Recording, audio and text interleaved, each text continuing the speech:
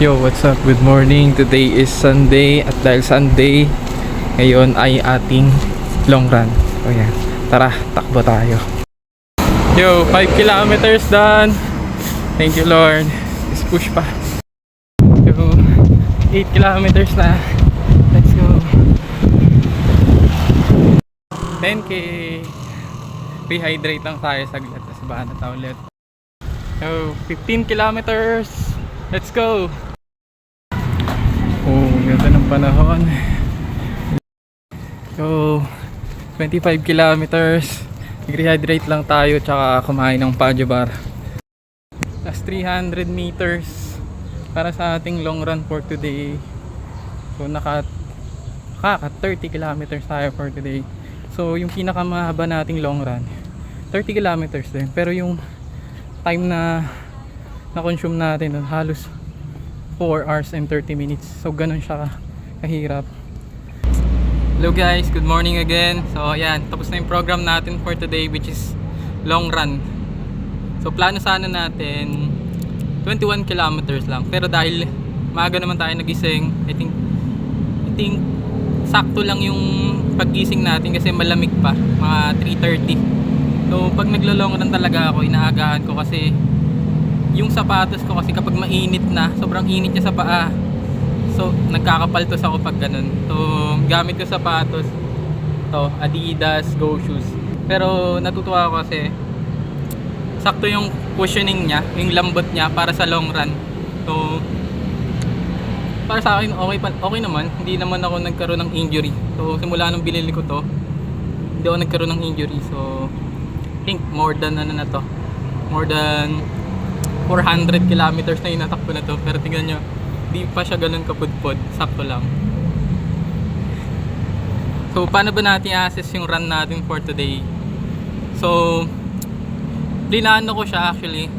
So yung first 5 kilometers, dapat ang pacing ko doon around 7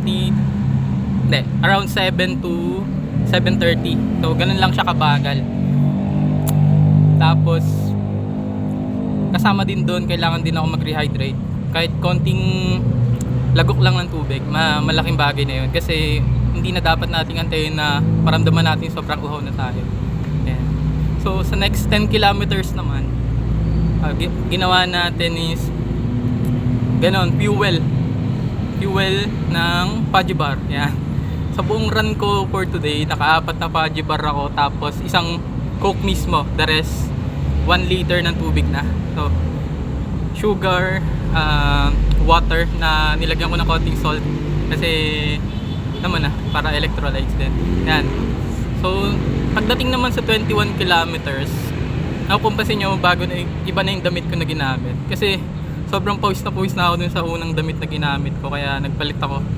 So, nagsando na lang ako para at least makagalaw ako ng maayos tsaka hindi pawis na pawis. Yung una ko kasing damit, ang bigat niya kapag pawis na. Ayan. So medyo dagdag din yun sa bigat kapag tumatakbo ka.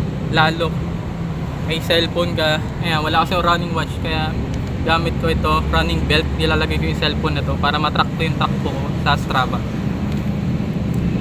Next, pagkatapos ng 21 kilometers, ramdam ko na yung hindi na siya about sa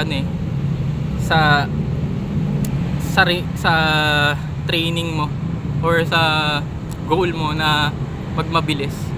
So paglagpas ng 21 kilometer, yung willpower mo na lang yung kailangan mo doon, kasi ramdam mo na yung ba't mo ba ginagawa to, 'di ba? Ang goal mo lang 21 kilometer pero pinush mo pa hanggang 30 kilometers. Ayan. Nakapag 25 kilometers tayo. Doon, kinain ko na yung nakadalawang Pajo Bar ako doon kasi nagutom na, tapos kailangan may laman yung tiyan ko kahit papano para hindi ako magkaroon ng acid reflux. Yan, thank you Lord, tapos na yung long run natin, sinama ko kayo. Yan.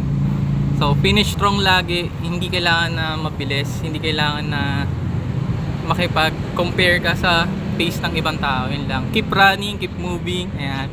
Thank you.